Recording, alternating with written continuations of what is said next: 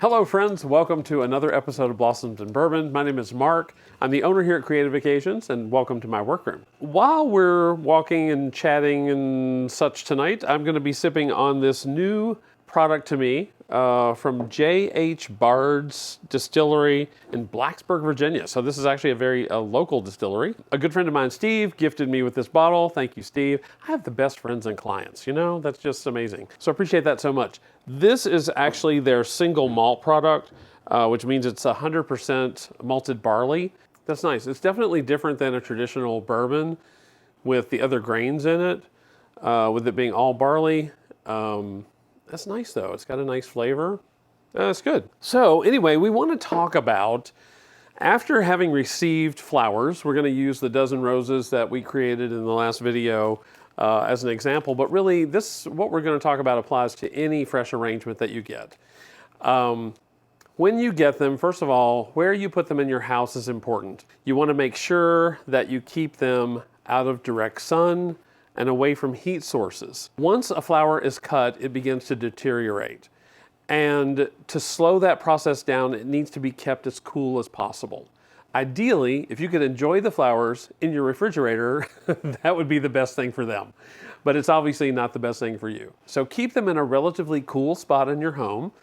Again, out of direct sun, away from heat sources, and they will actually perform much better. Something over the period of time that you want to be sure as well is that you have nice clean water. I'm sure we've all experienced vases and arrangements of flowers that have that gross, murky, ooky, stinky water in them. That is the bacteria that's built up in the water and that will actually cause the flowers to not last as long. It's very, very harmful to the flowers, in fact. So a key element to this is changing the water.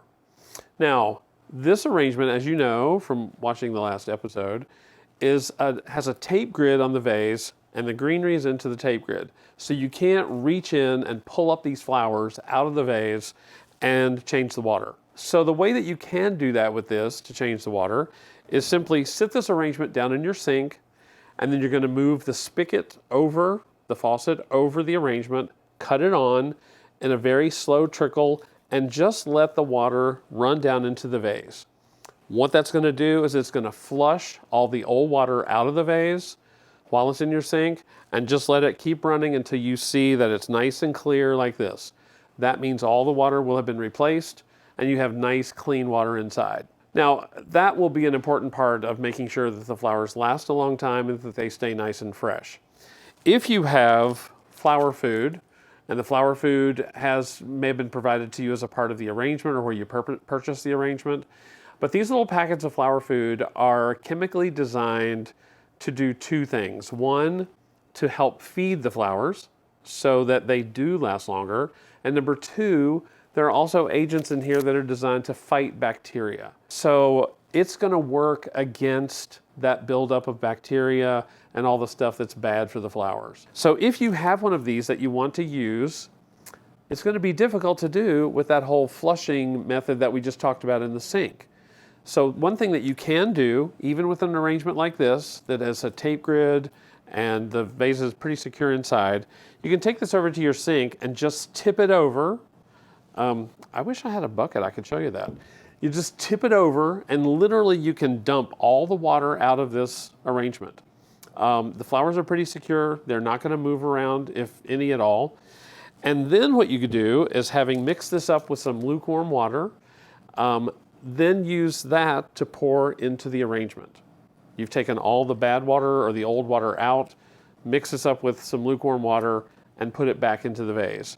Then you will have added the nutrients and the antibacterial agents to the arrangement so that it will last. Customers primarily tell us that their roses, last 7 to 10 days after they receive them. That's a great vase life. That means that our customers are taking care of them and that we take care of them when we get them here. Prior to them ever leaving the door, there are a number of steps that we go through to make sure that they last a nice long time. So make sure that you know who you're buying your flowers from and that they have followed those steps and are professionals about how they process and care for their flowers, And then once you get them home, make sure that you're doing the same thing to get the most vase life possible out of your flowers. I would love to hear your comments in the comment section about your experience with roses or any fresh flowers, if there are things that you do to help enhance the life of them, if there are things that you've tried that don't work very well. We've all heard the stories about aspirin, Sprite. I don't know, there are a bunch of things that, pennies are another thing that I've been told that you put into the arrangement too. That the copper element helps with tulips or something. So there are a lot of different stories about how you can care and handle. The best things you can do: lack of heat, fresh water, and flower food if you have it available. All right, you guys, thank you so much for watching, for staying with us. I do appreciate your time. Please be sure to like and subscribe to the videos. Hit the little bell icon so that you'll be notified when Jason and I are doing new content. So until next time, cheers to you and to flowers every day. Thanks for joining.